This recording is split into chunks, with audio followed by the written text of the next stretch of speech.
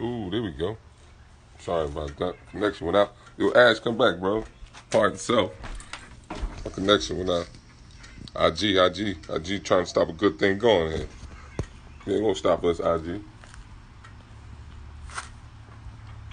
Yo, Ash, my bad, bro. The signal went out. He'll log back in. He'll log back in. Pardon self. Pardon self. Pardon self, Ash. G, what's up, boy? We gonna catch up and walk that talk, G. No, you my good, man. guy, You good. my guy. What's up, boy? What's up? What's up, my guy? Ain't nothing, man. You know what I mean? Want to reach out to you, catch up, man. You know, Absolutely. we go back like what? Almost 25, 30 years? 96, Yeah, 96. 90, yeah, Camp, Sunny Hill League yeah, tournaments, Warner yeah, Woods. yeah, yeah, Yeah, man. yeah. We Yeah, go man. back. Like the whole beginning of the AAU culture, all that. That's what I'm saying. That's what I'm Yeah, man. saying. I knew Yeah, whenever I came up what's good? Philly, Delaware, Maryland area, I was Mark Yeah, Greer, we ran the you day, know what I mean? The man. whole, yeah. You was at, what's that, Engineer High School? That's where you went? No. I was at St. Joe's Prep, and then my senior Okay. Bonner. That was my man Lynn Greer and Will Chavis and John Cox and those guys were at engineering and science. Yeah, but you was in that loop, though. You was always in the mix. When y'all, you know what I mean, AAU season, y'all was working together. Yeah. You know what I mean? So I saw you went to Engineer. I know you went to Yep. St. Joe's Prep, man. But yeah, man. Yep. I'm gonna catch up on your story, bro. I know you played ball, and in the beginning like everybody else. Then you took it to coaching, man. So I want to catch up on your story. You know what I mean? And go down. The hoop Nah, line. You know what I mean? So where it all started. man. So, Mm-hmm. like one of the things with me was, just growing up around the game. Mm-hmm. My dad was a great player, Philly legend. Okay. So, what I'm saying, like I had the benefit of getting that exposure early in life, just being around, the Sunny Hill League and, the culture Yeah. that we had in Philly was crazy back in the day. Yeah. Everybody was connected. Even so much where, when AAU started taking off, like a lot of the Philly guys, we didn't really get into it as much because we had the Hill League. Yeah. And it was pretty much like, we didn't really have to do that because a lot of guys stayed at home, went to Yeah. school, went to colleges in Philly, Yeah. and were successful. You know what I'm saying? So, Had the like, Philly those are the vibe guys. going. Yeah. That was like the vibe for us back in the day. Yeah. And then, things changed. Like, the shoe companies got involved, the AAU piece got involved. So as much as my dad was a great player, my uncle was one of them dudes that, started like the stuff, like Runville, and they connected like in the mid 90s with Curtis Malone and Gary Charles and all them dudes. So like that's where we were running to each other a lot because Yeah. we had, they were doing those events. Marcucci had the Warner Woods. So, like it was a great time for us as young people, to get that balance. You know what I'm saying? Warner Woods had us sharing bunks and stuff, playing pool. What you say, bro? I said Warner Woods Yeah. had us sharing them bunks Yeah. with the Yeah. potatoes. You like, man, Yeah, check it man. out. Hey, listen, we would complain about it, but everybody would rather be in them bunks than to be in the hood during the summertime. For real though. Yeah. For real though. No lie. Yeah. Yeah. Jersey. But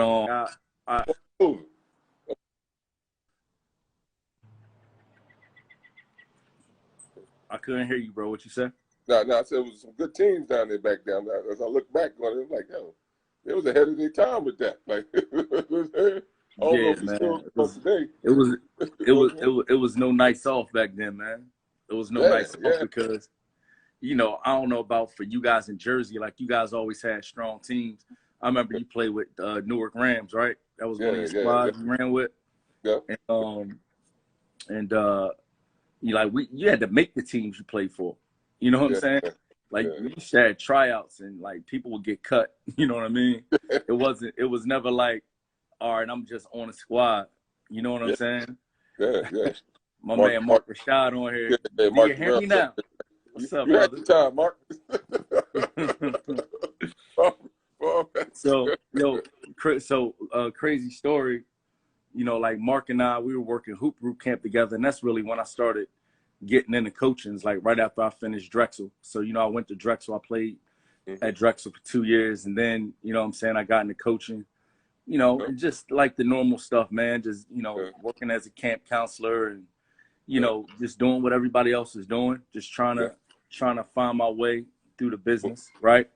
And and Mark and I, because Mark was just finishing up at Fordham, Mark and I were working the hoop group camp together, and you know, we could tell stories for days about that experience, but you know, man, I was blessed, man. I was blessed to get my shot at the D1 level early as an assistant coach. You know, I was 23 years old, assistant at LaSalle. And at that time, was Bruce I didn't really make.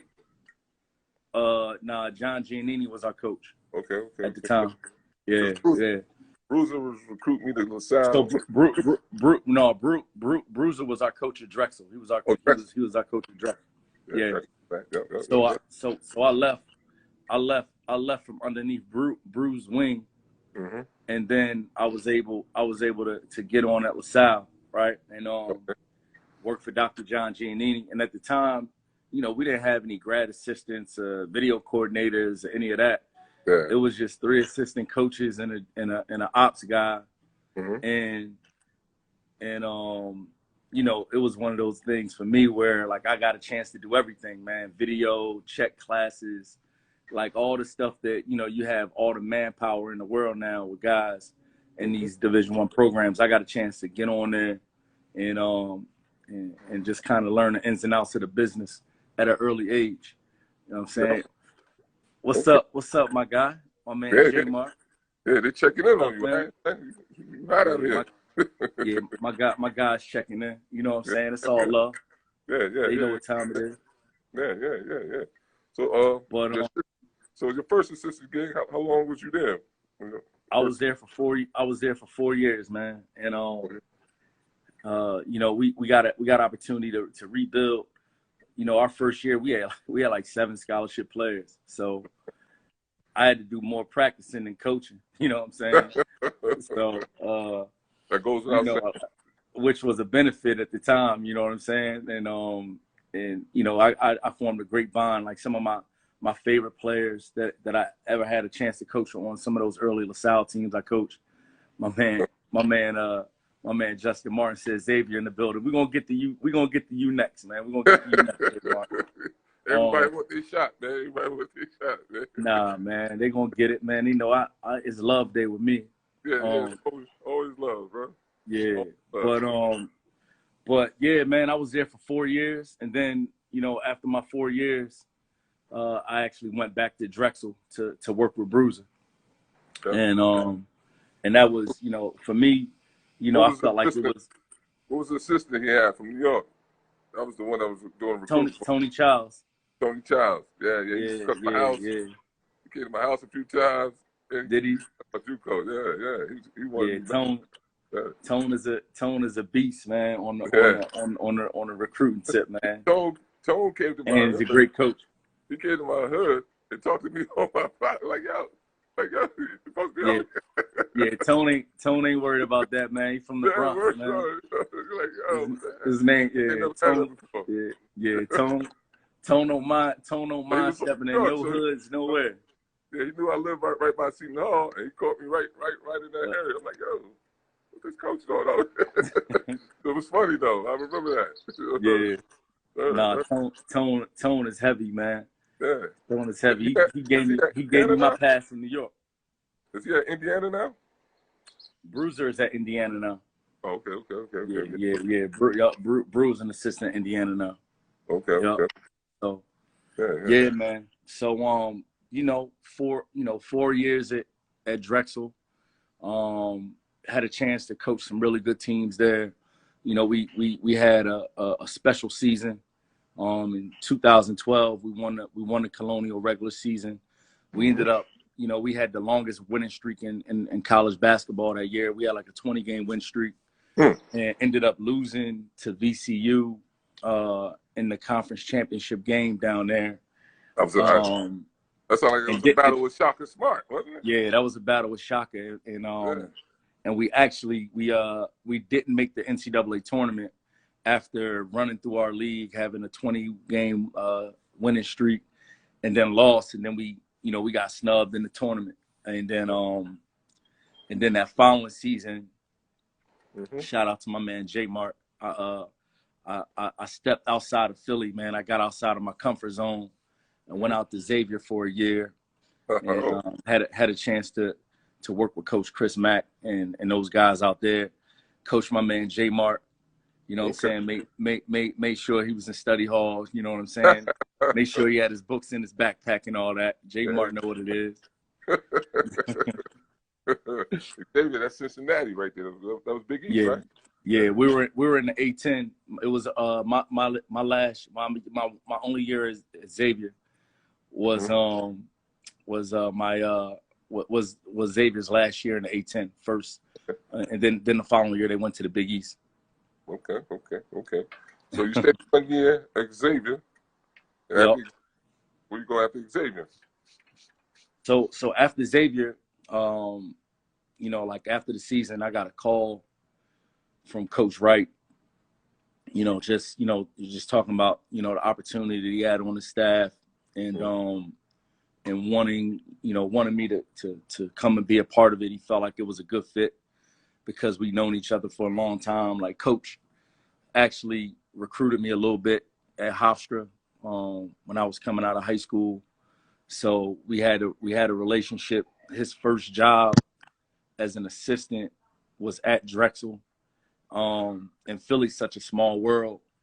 Yeah. You know, Coach Wright's first job was at Drexel as an assistant, and he worked for my high school coach, a guy named Eddie Burke, who was a legendary Philly coach. He coached my dad in high school. So, you know, Coach Wright and I had a couple of different connections, man. And you know, he offered me an opportunity to come back home, and for me at the time, that was too good of an opportunity to pass up. So, you know, came home, got a chance to work with him, learned a lot, coached some great players, worked with some unbelievable people there at Villanova, and you know, we're able to accomplish a few things during my time there. So that was a really cool time in my life. So at Villanova, who you help recruit and bring in at Villanova to help build the program there? I mean, you know, like obviously, man, you know, like Villanova sells itself, right? So like, this is the easiest job recruiting wise I ever had. You know what I'm saying? Calls though. Yeah, I was on the phone, man. So, you know, like during that time, man, like I was involved in the recruitment of, you know, guys like Mikal Bridges, Phil Booth, Dante DiVincenzo, you know, Colin Gillespie, who's there now. Yeah, Dada Cosby Roundtree, who's there now. You know, I like, you know, towards the tail end, you know, like I, you know, helped out with, you know, guys like Brian Antoine and Justin Moore. But at the same time, you know, like I said, like Villanova is such a strong sell that, you know, and all of the coaches are involved. It's one of those deals where like we all complimented each other. You know what I'm saying? Like we were all different in our own way. So we would all take the opportunity to connect with players in their own way. You know what I'm saying? So, you know, yeah. Yeah. So Villanova, how many years did you stay at Villanova? How many years were you I was there for 5 years. I was there 5 years. Yep. So I was you got two chips? You hear me? Yeah, we got two chips. And you know, people talk about. you know, the championships. Yeah. Yeah, people talk about the championships, but like to be honest with you, like you get to that point, it's really just like your next game. You know what I'm saying? Like, grinding. And the championships, they really just become a byproduct of just the work you putting in, the buy-in that you have, and the belief that you have in coach and in each other, right? Yeah. And you know, like, you know, we won 2 championships, 2 completely different teams, you know, 2 completely different runs. You know what I mean? You know, we had great leadership. Like, you know, our first championship, you know, we were led by Ryan Archidiakono and Josh Hart. You know what I'm saying? Like those dudes, Josh Hart those dudes were the catalysts on that squad. And then in 18, you know, Jalen Brunson was National College Player of the Year, and was trying to be stopped that year. yeah. And then, you know, like Dante DiVincenzo had a monster game in the national championship game. Mikal Bridges and Eric Pascal, those dudes. Yeah, like Mikal Bridges and Eric Pascal were huge during the tournament.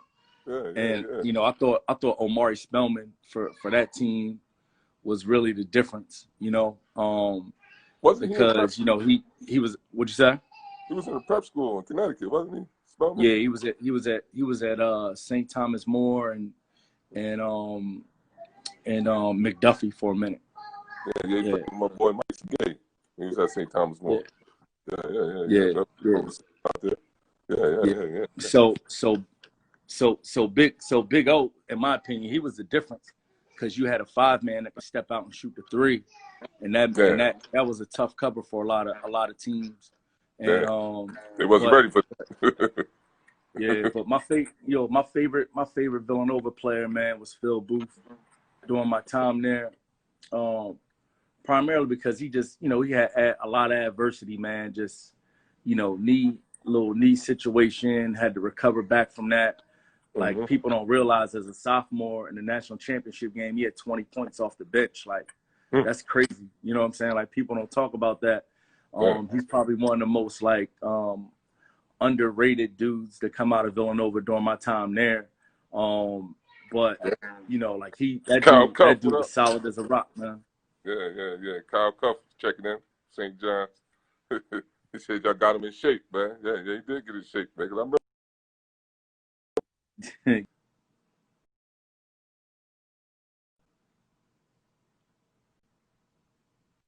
So you win your national chips, you know what I'm saying? Yep. And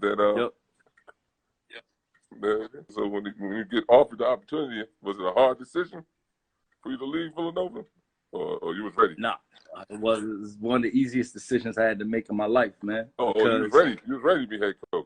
I felt, I was ready for a new challenge. You know what I'm saying? It's like, as an assistant coach, you know, you win 2 national championships. It's like, okay, you know, what else is there to accomplish as an assistant? So, you know, to have an opportunity to be a head coach in my hometown, I'm saying I didn't have to move. It was a place that I worked at before, where I was familiar with, understood what the cell was at the university, the mission of the university.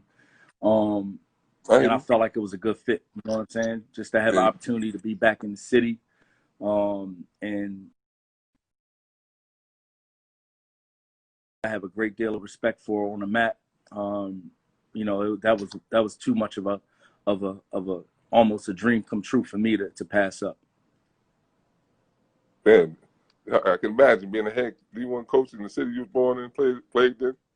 You know what I mean? It's blessed. It's a blessing, man. It's a blessing. Is it any pressure coaching in your? You feel any pressure being a head coach in your hometown?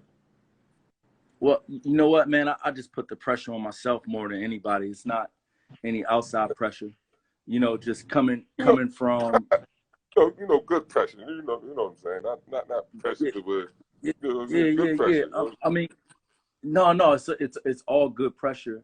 But like for me, it's like I don't even feel it because of the standard that I hold myself to, and you know what I've been a part of, and understanding what it takes to get there. So I'm really just focused on, the process, because I understand what it's going to take for us to become successful. It's just a matter of, us going through the process of putting the necessary pieces in place to get it there. building the blocks. You know what I'm saying?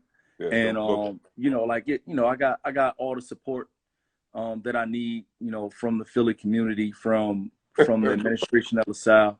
You know what I'm saying? So it's just a matter of time where, things are going to turn the corner for us at LaSalle. I think we have a talented young team. Obviously, the COVID-19 situation that we're in right now, minor setback, just because, with this year's team, I felt like we really could have benefited from having, this spring and summer to get active and extra work develop and get that extra work in. Yeah. But I like where we are as a program right now. I think we on the rise. So the program start back June 1st, working out and stuff, or still ain't working. Nah, so the way that goes is, if your institution is in a state where it was open on June 1st and the university was open, then players are allowed to be on campus and work out on their own. So there's no coaches that like working the players out, right? So NCAA came out with the voluntary workout. See, when we hear voluntary, we think, okay, it's not mandatory. You know what I'm saying? Oh yeah, it's mandatory in college. yeah. But in high school, it's mandatory. Yeah. But not mandatory, but it's definitely mandatory. They will be calling, looking for you. They're like, yo, we at? We in the gym. Yeah, exactly. So we're not allowed to do that right now. So all it means is that if your institution is open right now, then the players are allowed to use the facility, provided that they're on campus.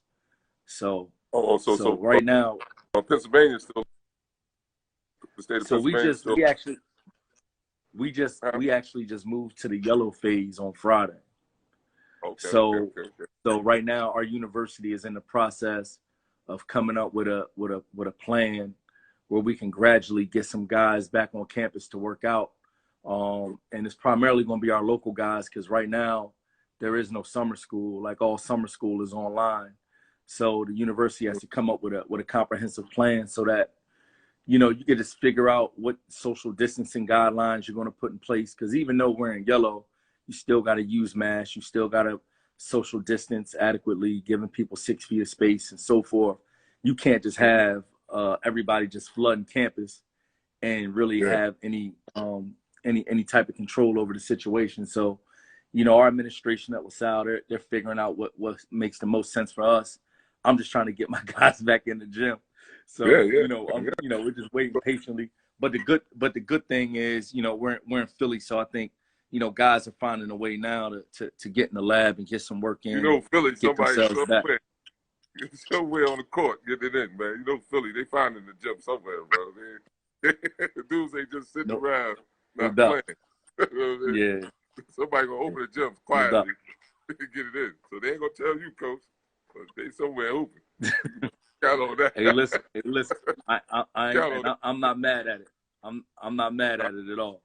I know what we would have been doing back in the day. You said who? I said I know what we would have been doing back in the day. We'd have found the challenge. We'd have been getting to it. We'd have definitely pulled somebody arm to open the gym. Like, come on. No doubt. Park around the back. Don't park in front of the school. That would have happened. Exactly.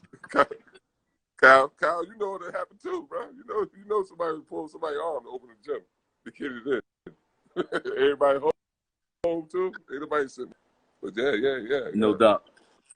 So when you out, trying to build your program, what type of players do you look for when you're out recruiting for your program at LaSalle? Honestly, man, for my program at LaSalle, I really just want kids that really kind of have that old school spirit. You know what I'm saying?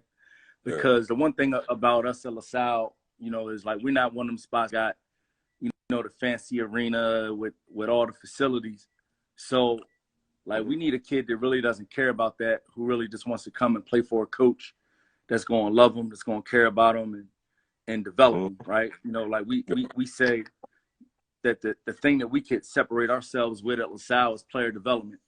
Because I know a lot of times, like the 5-star recruits, the 4-star guys, you know, they're going to look at our facilities and say, I'd rather go there rather than look at the substance of the coaching staff and the people that we have in place and understand that, you know, we've seen it all, we've done it all, we can help you develop. You know, like kids, a lot of times they look for, the shiny things as opposed to the substance at this point in time in their life. And it's only right, because I would have been the same way at 18 years old. So I understand it.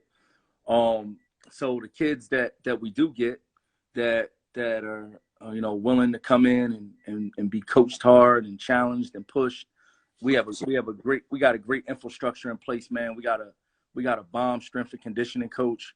I have great assistant coaches, man. Like, you know, I got Donnie Carr on my staff, who's a Philly Donnie legend. Carr was a legend. Who was a killer. He went to LaSalle. Yeah, Donnie scored over 2,000 points at LaSalle. You know what I'm saying? I remember he was in high school when I was young. Donnie Carr was that deal in Philly. So yeah. Exactly. Yeah. Right. So we had Donnie, got a young assistant coach named Kyle Griffin, who was one of my first recruit at LaSalle when I was an assistant coach, and just a hungry, very knowledgeable assistant coach, man, that loves our guys, that, you know, puts a lot of time in with them, you know. And then, you know, I actually have an opening on my staff now, and you know, I'm looking at a couple coaches, man, but you know, it's really a priority. I gotta get my app in.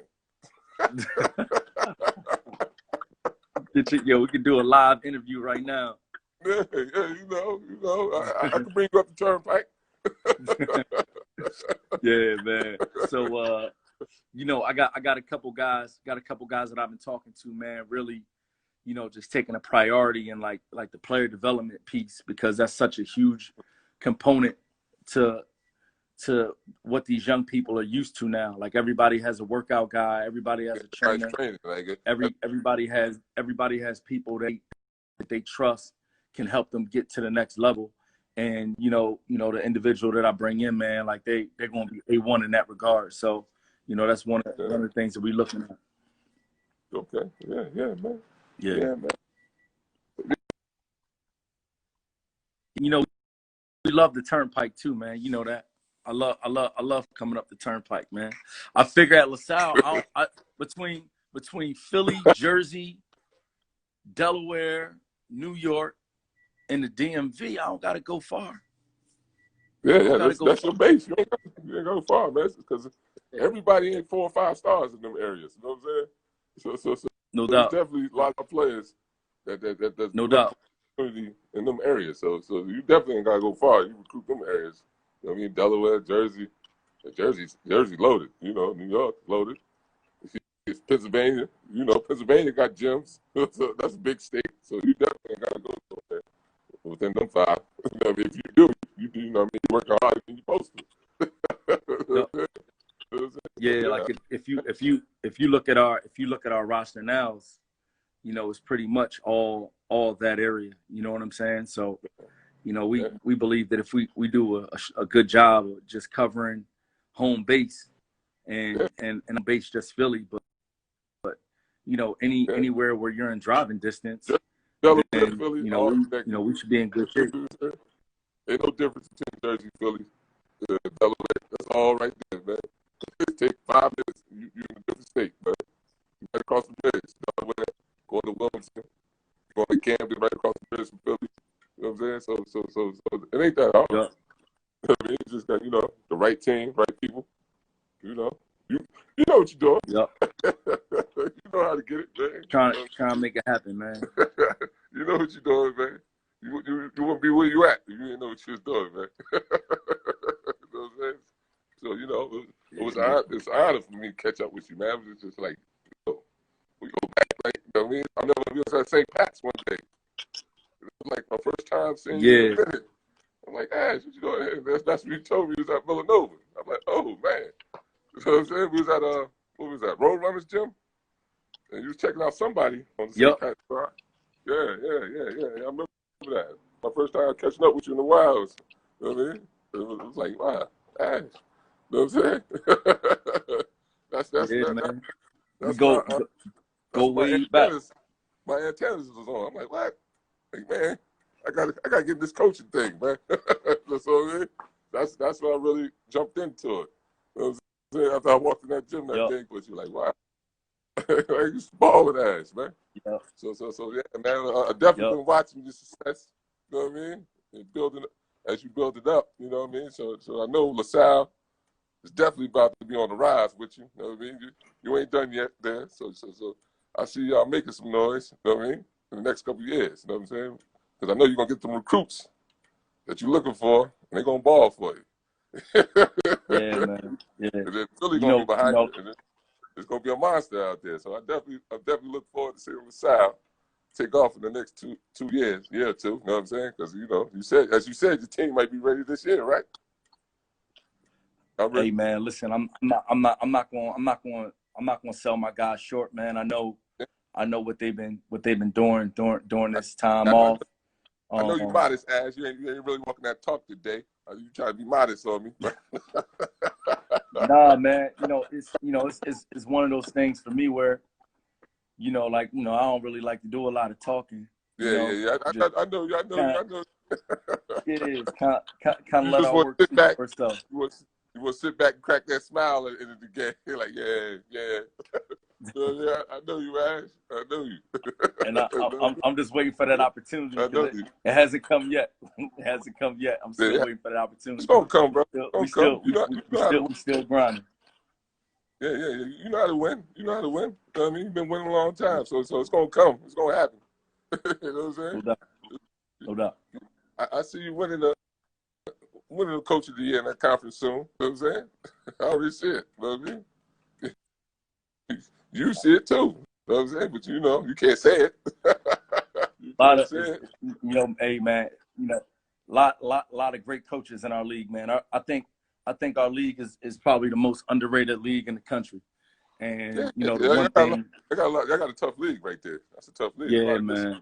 Yeah. You know what I mean? Yeah, our league is a beast, man, and we got a lot of really good young coaches in the league that are building their programs up. Right, we got 14 teams in our league, and a lot of teams that are sort of kind of like in the middle of the pack, towards the bottom. That's all new coaches, just like me. So, I'm going into my third year.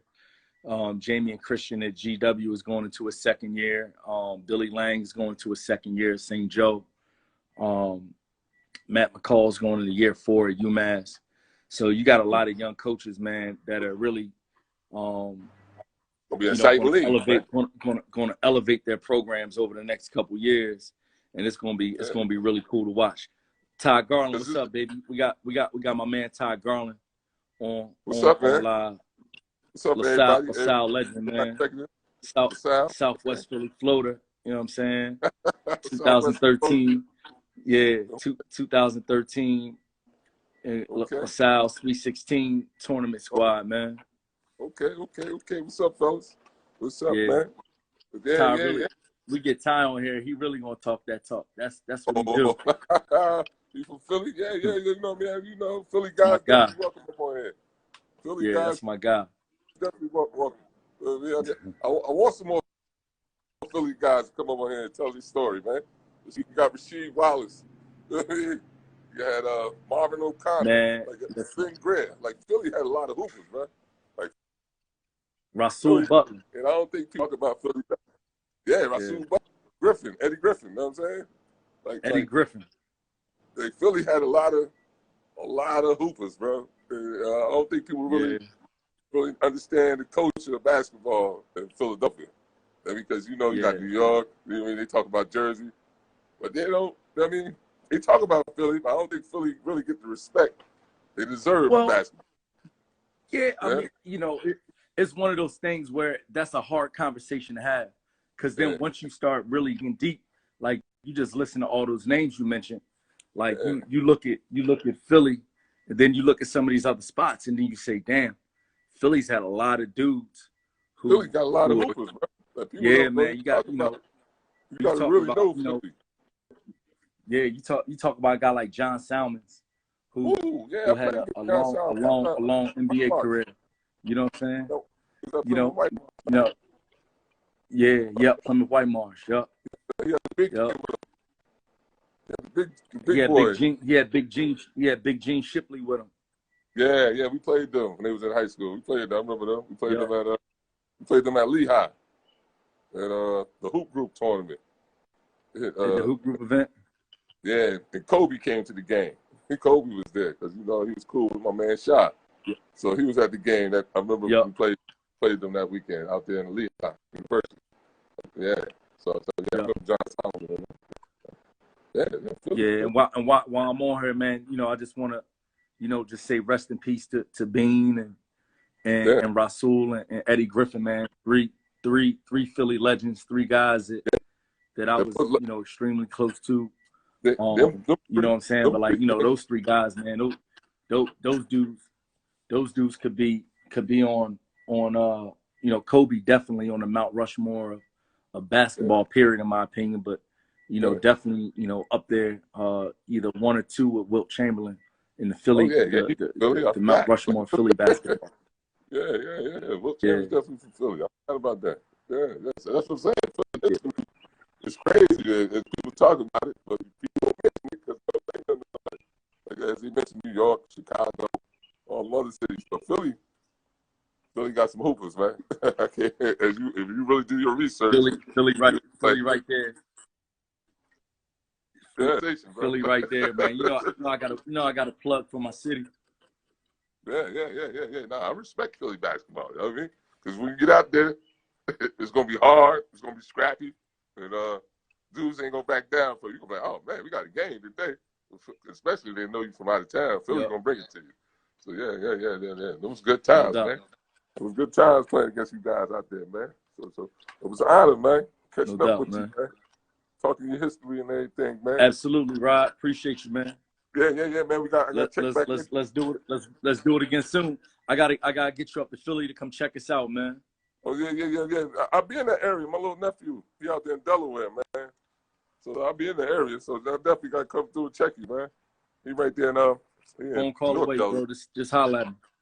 Yeah, you know that, bro. I'll definitely holler at you. So we definitely gotta catch up as the season comes back. You know what I mean? Let me know about your team and everything. And we're gonna get that conference chip, man. I'm gonna have my LaSalle t-shirt on. A little LaSalle towel. I'm gonna be cheering from distance, bro. You know that. So my man. As season comes, let's check back in.